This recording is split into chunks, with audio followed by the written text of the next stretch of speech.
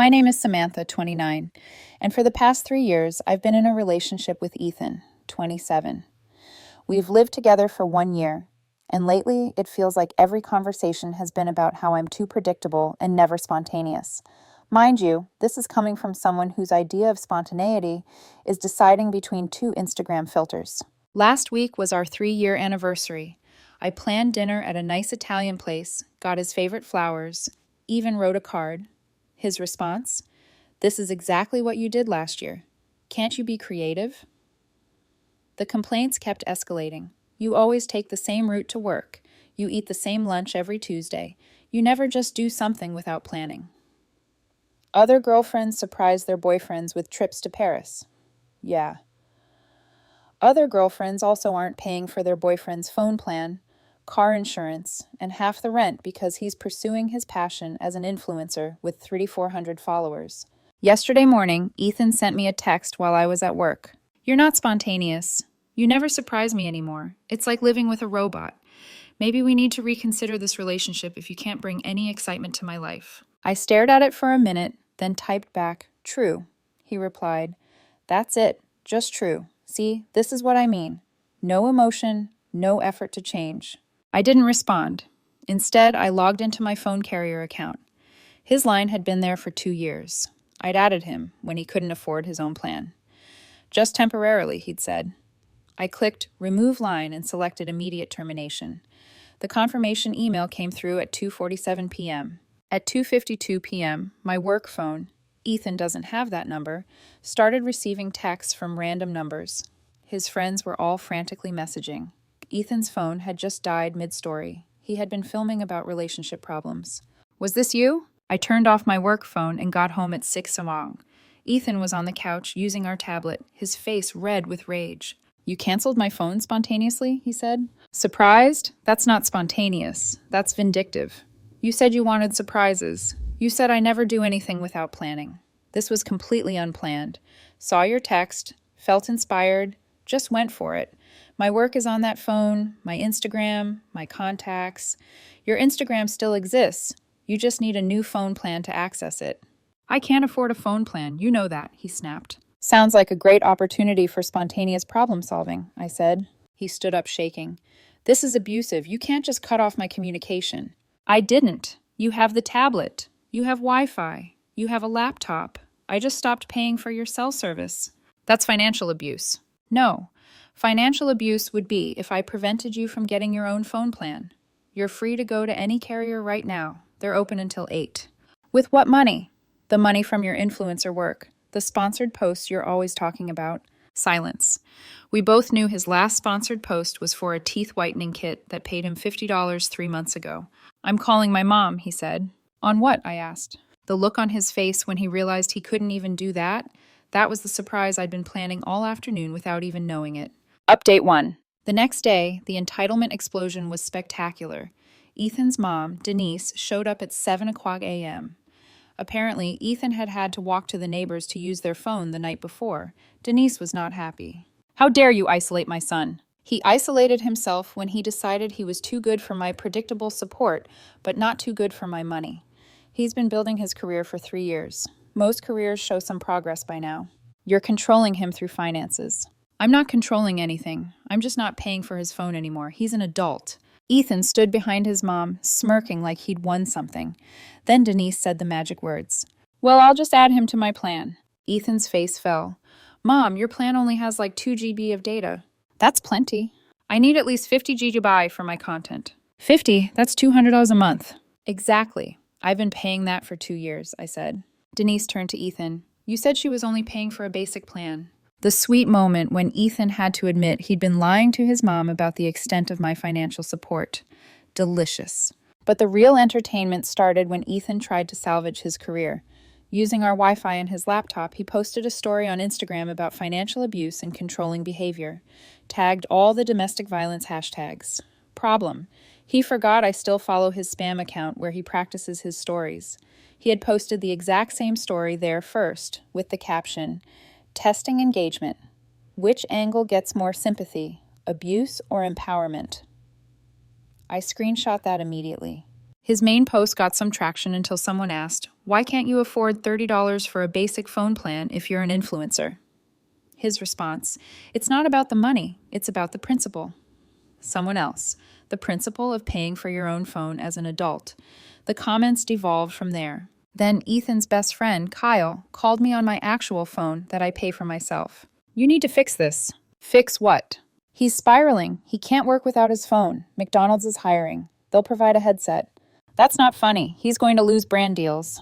What brand deals? Name one. Long pause. He's in talks with several companies. Been in talks since we met. I'm done subsidizing his delusions. You're going to regret this when he leaves you. Kyle, he already threatened that yesterday before I canceled the phone. He's not leaving. He can't afford to. The best part was when Ethan tried to access our shared Netflix to watch something and discovered I had downgraded to the single screen plan, my screen, currently playing The Office at my work. He had to watch me watch TV on the tablet while he sat there, phoneless and Netflix-less. This is petty, he screamed. This is spontaneous, I corrected. I'm unpredictably changing our services based on my mood. Isn't it exciting? He threw a pillow at me. I caught it. Predictable, I said. He stormed off to his bedroom, our bedroom, for which I pay the rent. Update 2. 3 days later, Ethan's entitlement had reached new heights, but in the stupidest ways. Day 2, he tried to weaponize social media without a phone. He set up elaborate photo shoots using our tablet but needed Wi-Fi to post. Started going to coffee shops for free Wi-Fi. Spent $7 on a latte just to post one photo about independence. The irony was completely lost on him. Day 3, his mom cracked and got him a flip phone with calling and texting only. Ethan posted about it on Instagram from the tablet, calling it digital minimalism and choosing presence over pixels.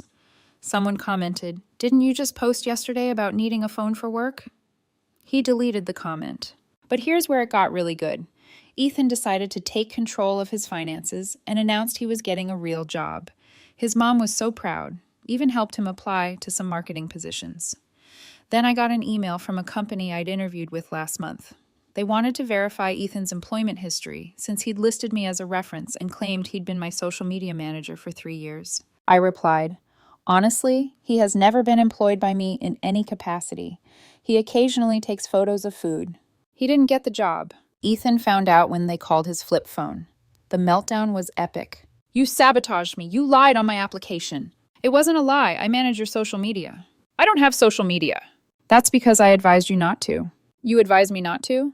Because you didn't want your exes to find me. That's not management. That's insecurity. He started crying, real tears this time. Why are you being so cruel? I'm not being cruel. I'm being honest. For 3 years, I've enabled your fantasy. I'm done. So what? You want me to be homeless? No. Oh, I want you to be employed, or move back with your parents, or figure it out like every other adult. You changed. You used to be supportive. I used to be a doormat. You complained about that too, remember? He had no response to that. Then came the nuclear option.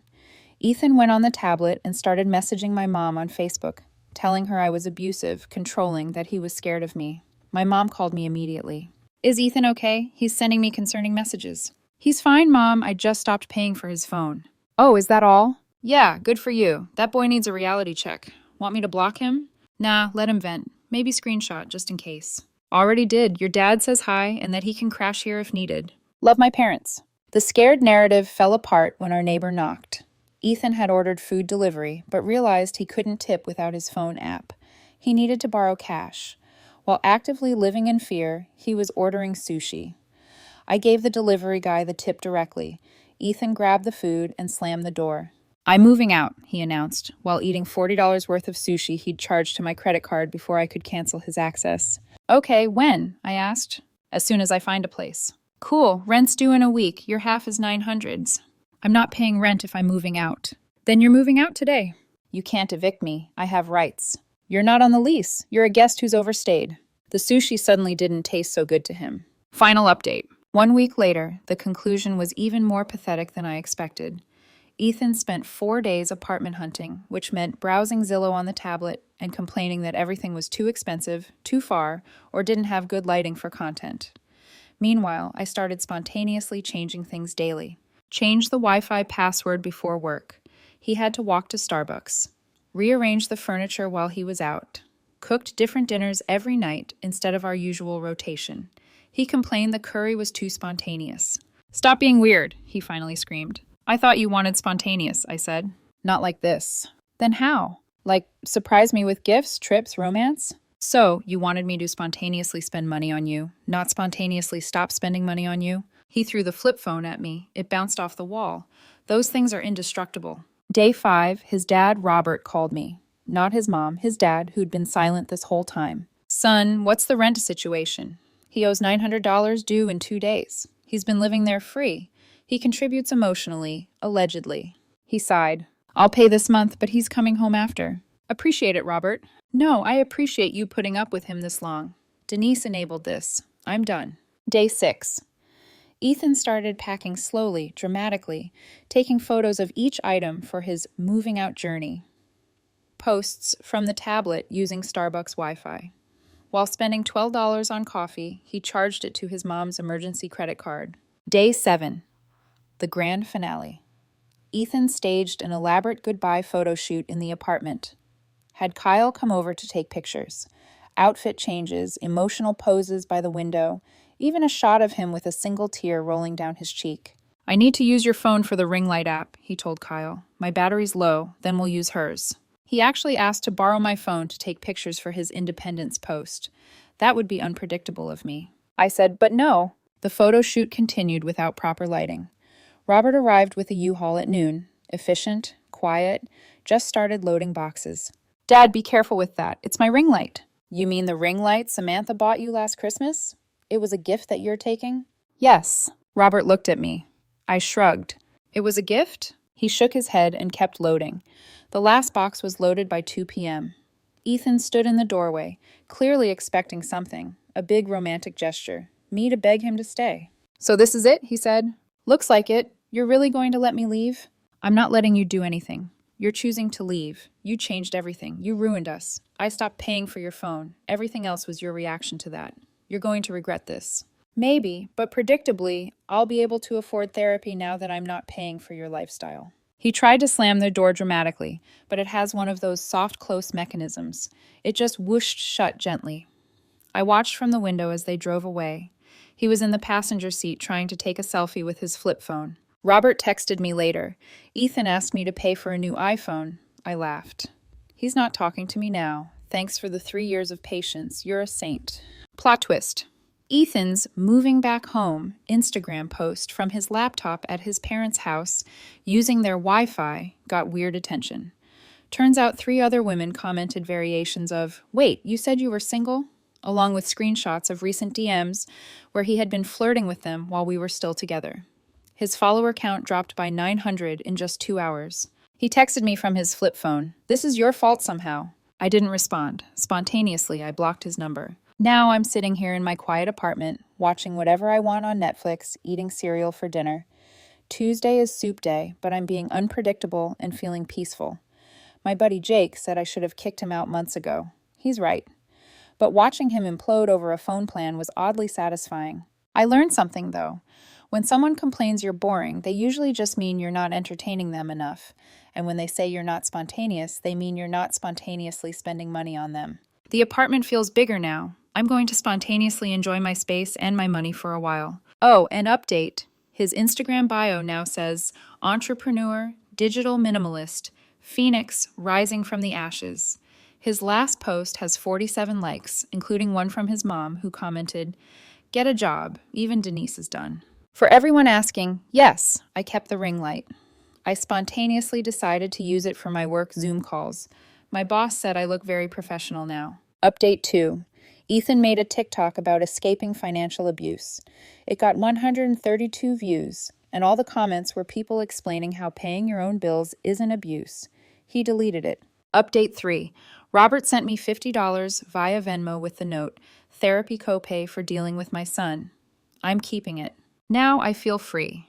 Free from manipulation, free from entitlement, and free to live my life without walking on eggshells around someone who thought controlling my finances was the same as spontaneity. It's funny, he was supposed to teach me how to be spontaneous, but all he really did was show me how predictable his entitlement was. And that's something I can finally laugh about.